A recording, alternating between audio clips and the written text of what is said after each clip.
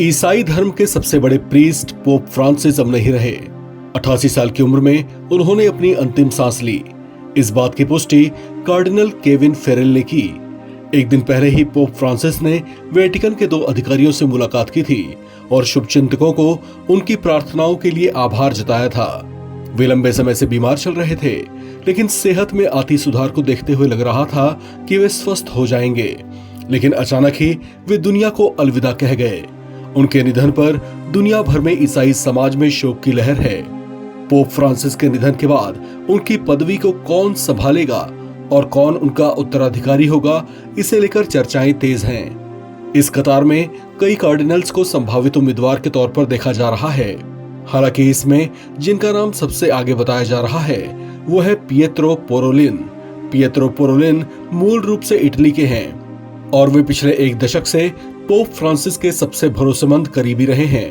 Pietro पोरोलिन 70 बरस के हैं और साल 2013 से ही ऑफ स्टेट की भूमिका में वेटिकन की कूटनीति और प्रशासन का नेतृत्व कर रहे हैं। वेटिकन के क्यूरिया में उनका लंबा अनुभव भी है। इस शीर्ष पद के लिए वे सबसे मजबूत दावेदार के तौर पर देखे जा रहे हैं। इसके अलावा एक और नाम जो बहुत चर्चाओं में है वो है कार्डिनल लुइस एंटोनियो टैगले का। टैगले फिलीपींस के रहने वाले हैं। उनकी सामाजिक न्याय और गरीबों के प्रति प्रतिबद्धता फ्रांसिस की विचारधारा से मेल खाती है। वे गैर यूरोपीय पोप के रूप में एक मजबूत दावेदार हैं। इटली के रहने वाले कार्डिनल मात्तेओ जुप्पी भी इस रेस में आगे हैं। जुप्पी बोलोग्ना के और सेंट एगिडियो समुदाय के प्रमुख सदस्य हैं।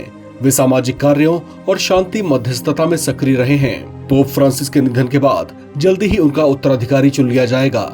इसकी प्रक्रिया बड़ी ही दिलचस्प होती है। कोई भी कैथोलिक जिसका बपतिस्मा हो चुका हो वो पोप बनाया जा सकता है। बपतिस्मा दरअसल पवित्र जल से किया जाने वाला एक धार्मिक रिचुअल है जिसके जरिए किसी व्यक्ति को चर्च की सदस्यता दी जाती है। यहाँ तक कि ईसा मसीह की भी बपतिस्मा की गई थी। पोप के चुनाव की प्रक्रिया बेहद गोपनीय और बेहद ही जटिल होती है। चर्च के नियमों के अनुसार पोप के चुनाव में कार्डिनल वोट करते हैं। नियमों के तहत 80 साल के कम उम्र के कार्डिनल ही नए पोप के चुनाव में भागीदारी दे सकते हैं। इनकी संख्या 115 होती है।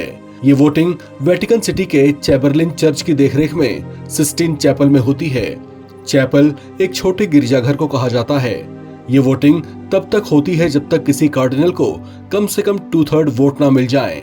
इसे आंकड़ों से समझें तो उम्मीदवारी में खड़े किसी एक कार्डिनल को कम से कम 77 अन्य कार्डिनल्स के वोट मिलने अनिवार्य होते हैं।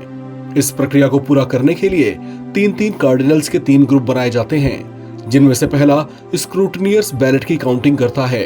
दूसरा ग्रुप किसी गलती को फिल्टर करने के लिए दोबारा से काउंटिंग करता है, जबकि तीसरा ग्रुप बाकी के कार्डिनल्स से बैलेट कलेक्ट करता है।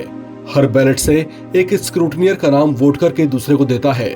दूसरे का भी यही काम है।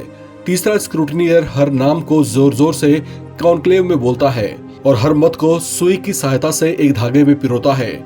इसके 4 लेवल्स होते हैं। हर लेवल की वोटिंग के बाद मत पत्रों पर एक खास केमिकल डालकर चिमनी में डाला जाता है, जिसका काला धुआं या सफेद धुआं चिमनी से बाहर आता है। अगर चिमनी से काला धुआं आया तो इसका मतलब होता है कि वोटिंग जारी है, जबकि सफेद धुआं इस बात का संकेत होता है कि नया पोप चुन लिया गया है। नया पोप बनने वाला व्यक्ति अपने नए परिधान में पोप बेसिलिका बालकनी में आकर सबको दर्शन देते हैं। इससे पहले एक बड़ा आयोजन होता है जिसमें बड़ी संख्या में ईसाई आस्थावान लोग जुटते हैं। इस खबर में फिलहाल इतना ही। बाकी अपडेट्स के लिए आप बने रहें एनबीटी ऑनलाइन के साथ।